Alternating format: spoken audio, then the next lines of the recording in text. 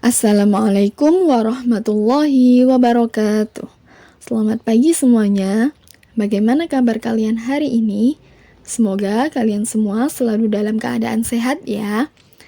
Pada pagi hari ini, kalian akan belajar tema 1, pertumbuhan dan perkembangan makhluk hidup, subtema 4, pertumbuhan dan perkembangan tumbuhan, mata pelajaran bahasa Indonesia. Untuk materi bahasa Indonesia kali ini, yang pertama yaitu mengenai pertumbuhan tanaman. Yang kedua, ciri-ciri tumbuhan khas Indonesia. Yang ketiga, menyusun laporan menggunakan kosakata yang tepat. Dan yang terakhir, keempat, melengkapi informasi berdasarkan teks. Untuk yang pertama yaitu pertumbuhan tanaman. Tanaman sama dengan makhluk hidup lainnya yang mengalami pertumbuhan. Tanaman memiliki daur hidup dan cara yang berbeda dalam perkembangbiakan. Perkembangbiakan tanaman terbagi menjadi dua. Yang pertama, perkembangbiakan secara alami, dan yang kedua, perkembangbiakan secara buatan. Perkembangbiakan secara alami. Perkembangbiakan secara alami adalah perkembangbiakan tumbuhan tanpa bantuan manusia. Contoh perkembangbiakan secara alami yaitu ada biji, tunas, umbi-umbian, dan spora.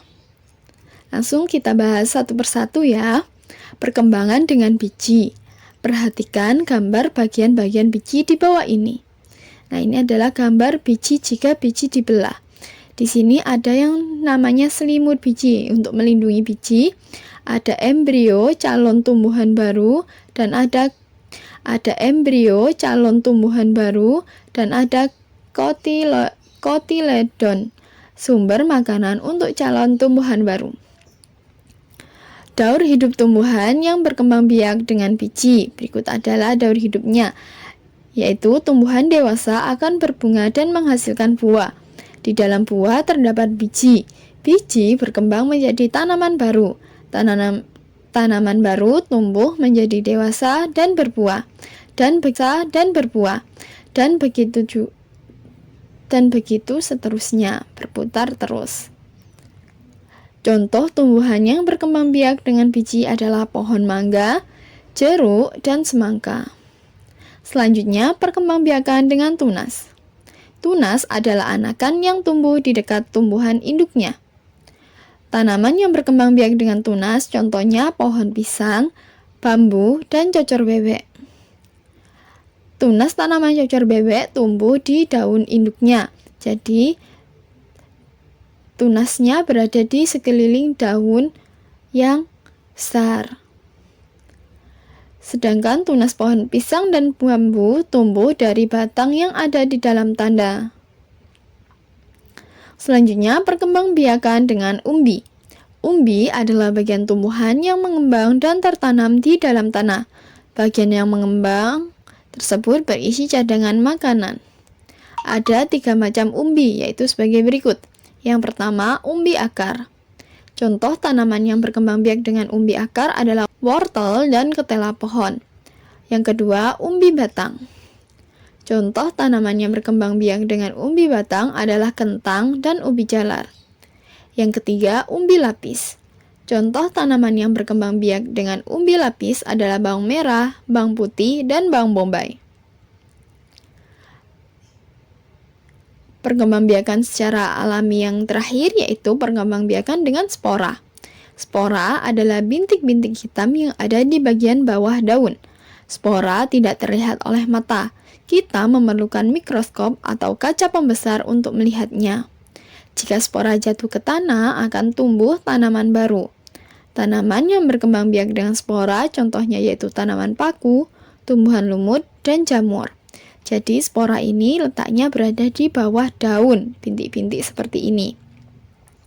Nah, bintik-bintik ini jika terkena angin, dia akan jatuh dan akan menimbulkan tumbuhan baru. Selanjutnya, perkembangbiakan secara buatan.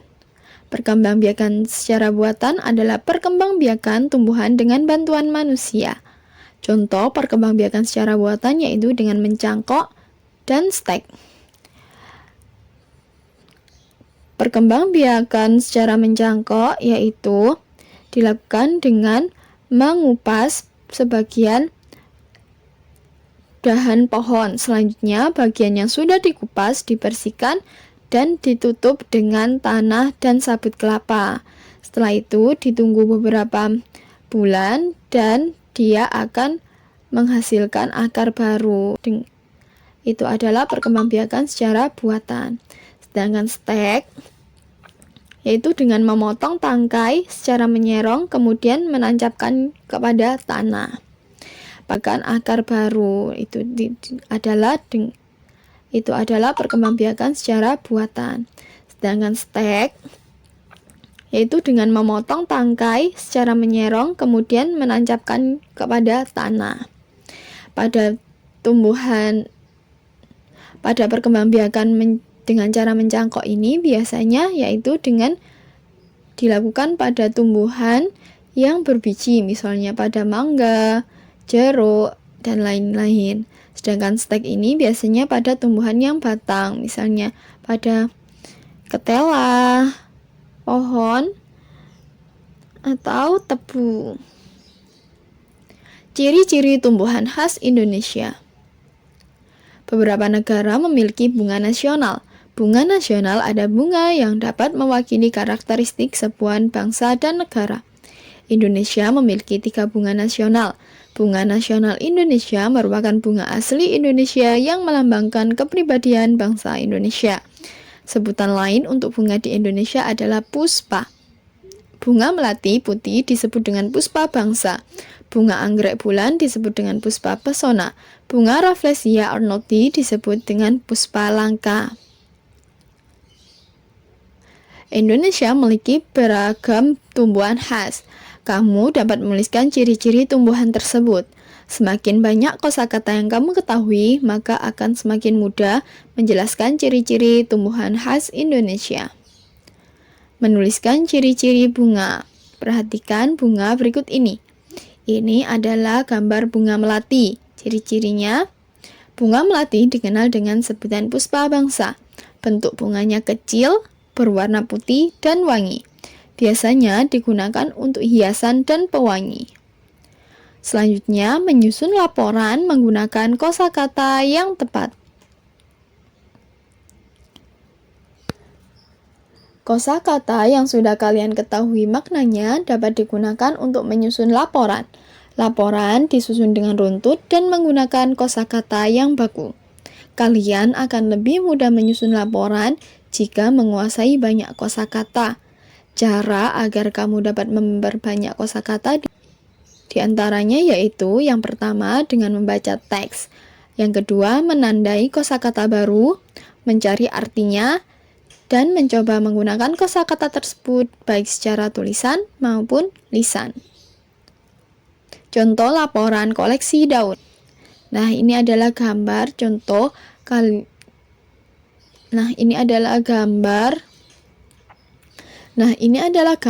contoh penulisan laporan mengenai koleksi daun. Kita bisa mengenal berbagai tumbuhan dan perkembangbiakannya dengan cara membuat laporan berisi berbagai macam daun di sekitar. Melengkapi informasi berdasarkan teks. Kamu dapat menggunakan kosakata yang sudah kamu ketahui artinya untuk melengkapi informasi yang terdapat dalam suatu teks. Jika ada kosakata yang belum kamu ketahui artinya, kamu dapat mencari arti kosakata tersebut dalam KBBI. Bacalah teks berikut ini. Setelah membaca teks berikut, kalian lengkapilah pernyataan berikut menggunakan kosakata yang tepat. Yang pertama, salah satu cara perkembangbiakan tumbuhan yaitu dengan. Yang kedua, setelah biji ditanam akan tumbuh. Yang ketiga, kecambah akan tumbuh menjadi. Yang keempat, tumbuhan dewasa akan berbunga dan yang terakhir, dalam buah terdapat. Nah, itu semua bisa kalian isi dengan cara membaca teks di sampingnya. Demikian tadi adalah materi bahasa Indonesia di subtema 4 kali ini. Bu Fatim cukupkan sampai di sini terlebih dahulu. Sampai jumpa di pertemuan selanjutnya. Wassalamualaikum warahmatullahi wabarakatuh.